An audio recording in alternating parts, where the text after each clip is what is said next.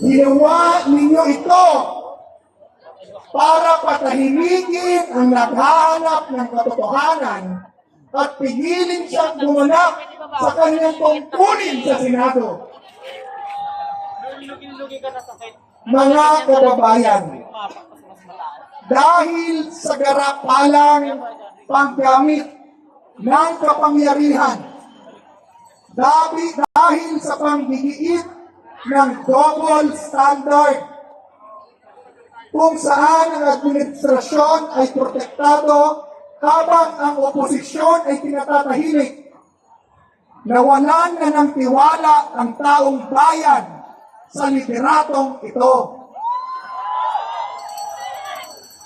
Kaya huwag tayong magtaka at huwag kayong magtaka kung bakit ngayon, 4 na taon lipas,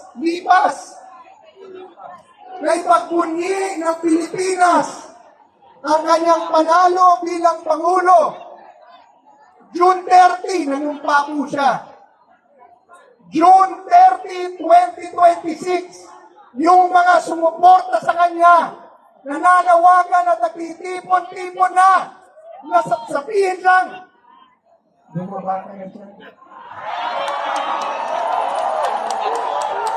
Bawal sabihin ng iglesia. Pero maraming Pilipino, yan ang pinananawagan dahil sa kanyang ginagawa sa ating bayan. Pangulong Bongbong Marcos, ang pamahalaan ay hindi kayang magpatupad ng batas ng patas. Ang pamahalaan na ginagamit ang mga ahensya ng hustisya bilang politikal na sandata ay pamahalaan na nawalan na ng moral na karapatang mamuno sa bayan.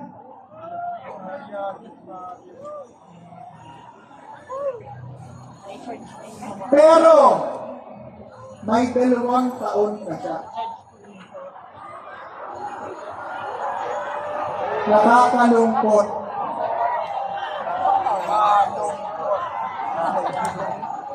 Sa kabila ng ating pagtitipon, sigaw, expose, nananatiling bingi ang Malacanang at gobyerno sa panawagan ng bayan na naghalal sa kanila. Kaya ang aming pakiusap, kung hindi nyo kayang gawin ng tama, bumaba na kayo dyan!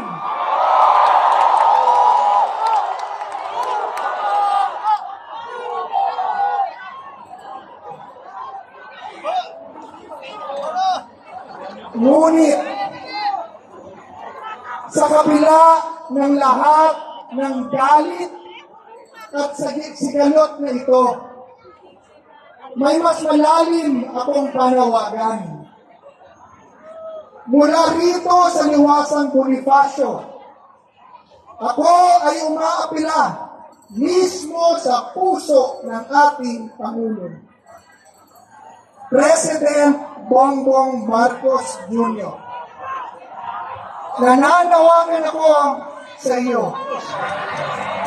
Suriin mo ang iyong puso. Tingnan mo ang iyong konsensya. At gawin mo kung ano ang tama at makatarungan sa mata ng Diyos at ng tao. Bilang pinuno ng bansang ito, tinatawagan kita na pangunahan ang buong bansa na lumapit sa Diyos na may kababaang loob at pagsisisi at mangakong gagawin ang tama sapagkat ito at ito lamang ang unang hakbang para ngapag ng Diyos at para sa katubusan at kaligtasan ng ating bansa. Bilang Pangulo ng lahat ng Pilipino, itigil mo na ang paghahati-hating ito. We are one!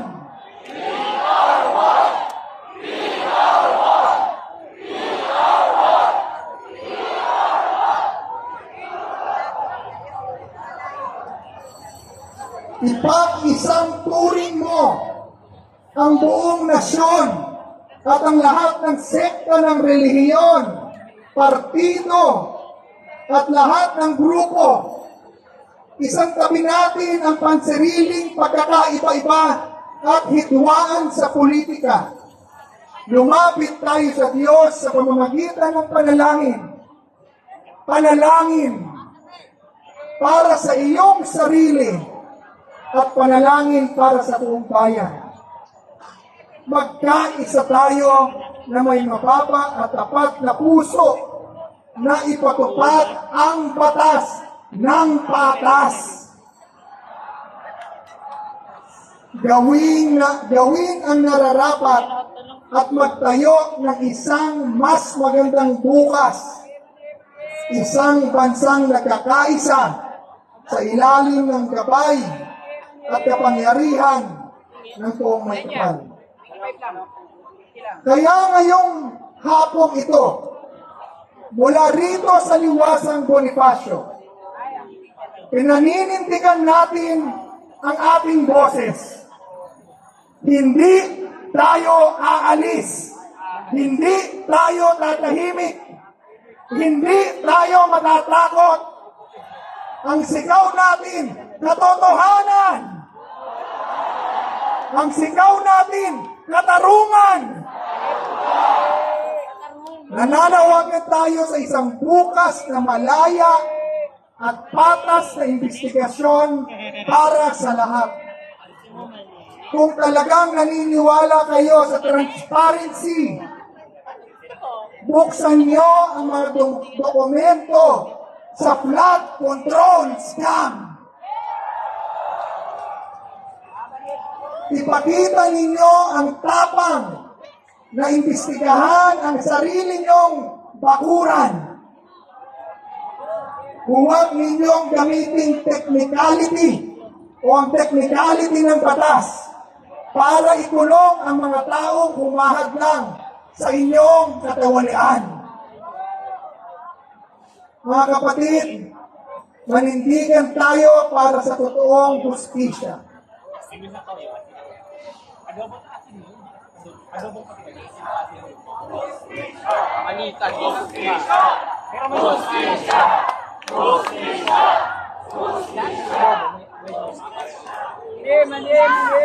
Itayo natin ang bandila ng patas na batas. Wala po akong pakialam kung kaibigan ko, kapartito ko ang nagnakaw, imbestigahan ninyo at ipakulong nyo.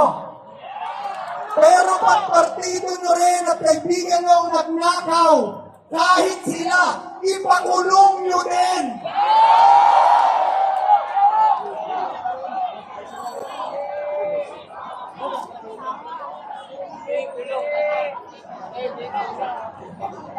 Tapos na po ako. Uulitin ko lang ang pasalamat sa inyong lahat. Bilib po ako sa inyo.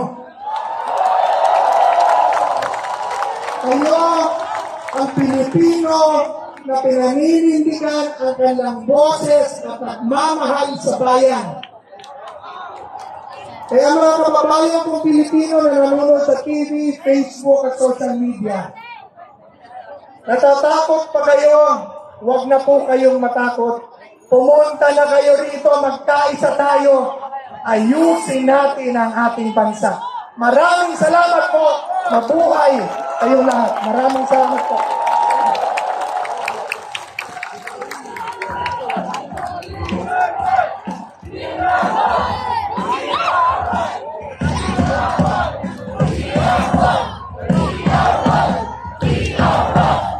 Maraming salamat po, former anti-corruption chairman Greco Belgica. Palakpakan po natin. Ang inyo pong narinig ay ang kanilang saloobin, ang kanilang nilalaman, ang kanilang damdamin na kanila pong inihayag sa atin. Paalala po ulit, yung mga kaibigan po natin sa media ay be kind to them and be respectful to them. Okay? Mga kaibigan po natin yun. Diba? Kaya itrato po ninyo ng maayos. Gaya ng itinuro po sa atin. Malinaw po ba? Susunod tayo because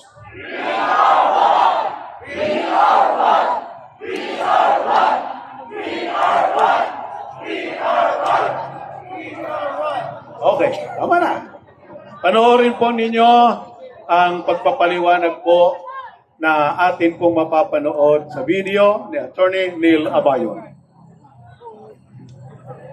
Hello. Walang uwian ha.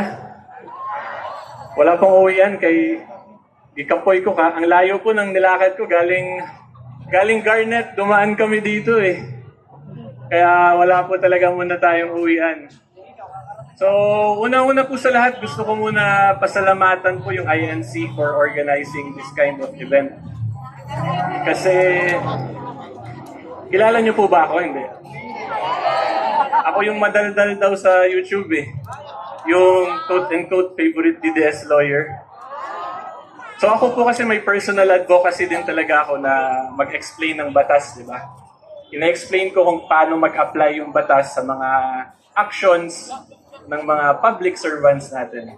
At yung aim ko po dyan ay hopefully po para maka-see more kayo dun sa mga whether or not kalokohan ba or tama yung ginagawa ng mga public servants natin. So yung ganun ko po kasing advocacy, mahirap yun pag ako lang yung gumagawa. Pero at least dito sa INC nakikita ko na ganun din yung advocacy po ninyo. For transparency, accountability, at bawal ang selective justice. So, kaya Rick, pagkasuhan ako, kayo din bahala sa akin? Ay hindi, ako bahala sa sarili ko, abogado pala ako eh. Di ba? Okay, so ano po, good afternoon, mayong hapon sa inyong tanan, mga kaigsunan. Maraming salamat po for sacrificing. Kanina, iba sa inyo, 6 a.m. pa, naulanan. Ako hindi na ako naulanan, pero napagod ako dun sa paglakad. So for this afternoon po, I will be doing what I like to think I do best, which is just to share my konting wisdom regarding the Constitution po natin. Okay, pero wait lang po pala, pa-picture muna ako sa inyo para may remembrance ako. Magsi-selfie lang po. Yung dati ko po kasi yung pagpunta, wala akong selfie, sayang. Woohoo! Video! Walang uwian! We are one!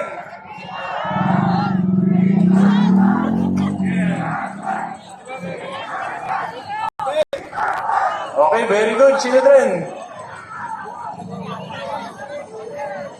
Okay, so sa mga hindi po nakakilala sa akin, subscribe po kayo, search nyo na lang po Attorney Neil Abayon sa YouTube. Madaldal po ako abogado doon, mga 20 minutes, nagsasalita lang ako eh. Pero hopefully po meron naman kayong natututunan despite yung pagiging. So yung lecture po natin for this afternoon is very simple and straightforward. It is Article 2 of the 1987 Constitution. To be specific, Section 1. Pinakaunang section po ng Article 2. Meron ba kayong Constitution dyan? I-search nyo sa cellphone, parang pag nasa simbahan tayo, di ba? May Bible verse. Pero yung, walang signal? Nako po, may jammer ba dito? Rap? Wala.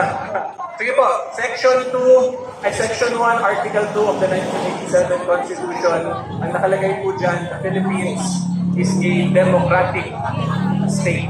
Yun yung muna nating lecture, democratic aspect. Naintindihan niyo po ba yung ibig sabihin ng democratic? Demokrasya. O ano ibig sabihin nun? Yes, sagot niyo eh. Ha? Malaya? So ibig sabihin po ng democracy talaga, malaya tayo regardless of whether or not we are sa majority, sa minority, sa opposition, pwede tayo magsalita at protected po yung mga karapatan natin. Okay? So yan po yung simplest way to explain what we call political democracy. In a democracy, yung pinaka-basic po dyan, wala pong question tayo dito, majority po yung panalo. So ngayon sa Senate, di ba, majority na sila, may 13. So wala po tayong question dyan. Ibigay na natin yun, iba na yung Senate President kasi nakuha na po like 13. Tapos yung kabilang side naman po niya, yung minority, ang goal po ng minority, or dapat po gawin yung majority sa minority, restricted yung karapatan po nila. Kahit po konti sila, kahit konti tayo, minority ba tayo? Or position? Pero for discussion purposes, sabihin po natin minority tayo after. Kung minority po tayo, dapat restricted tayo ang majority. Hindi dapat yung karapatan natin. Hindi dapat may selective justice at hindi dapat na pag sila yung gumawa, tama, pero tayo mali. Hindi dapat sa diba? So, in simple terms po, yung minority should be given the right to fully participate in the democratic process. So ngayon, pag-iinan po natin yung mga senators, ano po yung obvious or napapansin ninyo sa mga senators nating minority? Sige po, open po muna tayo kasi may blessing from the sky. Para po hindi kayo magkakasakit. Okay, so going back po to the discussion natin. Titingnan po natin yung Senado ngayon, yung minority, yung opposition, ano po yung common denominator sa kanilang lahat? Puro may kaso. Diba? Diba na Senator Martin na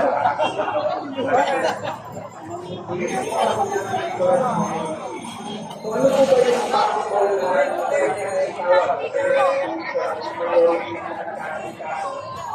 majority wala. As an empowerment na law, we can call that as political titignan na natin ba, minority lahat, gusto sa majority ng kapatid. Galing naman.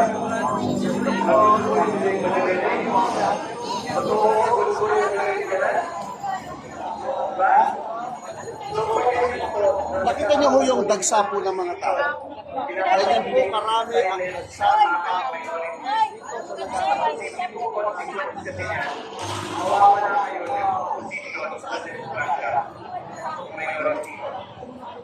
Wala ko ng dagsa karami sa demokrasya. Ano po ang ito?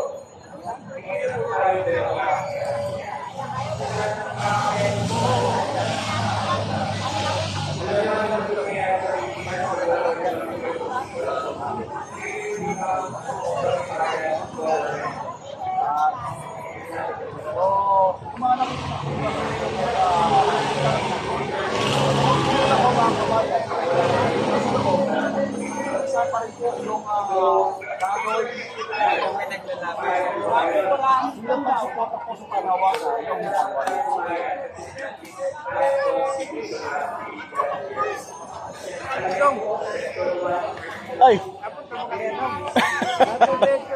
Munta! Wala signal dito.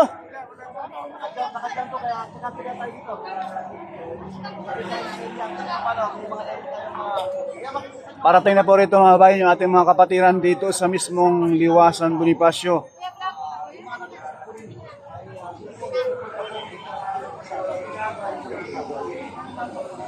Dagsa na. Sinasabi doon sa mainstream media kanina na bias ay 1,000 lang daw. Katao. 1,000, tingnan nyo naman. Bangag din yung mainstream media mga kabayan eh.